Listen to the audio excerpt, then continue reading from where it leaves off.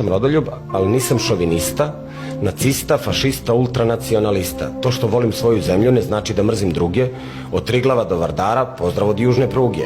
A sluge, da budemo uštogljenim strancima, da zaboravimo lica s brcima i opancima, pa nekim indijancima da titramo po jajcima, pa vala neću makar vezali me lancima. Da se odreknem istorije, vere i krsne slave, pa kuće u moje selo im starije od države. Tamo je kao utopija, a mi smo ovde jadni. Svi nove telefone, a svi će crknemo gladni.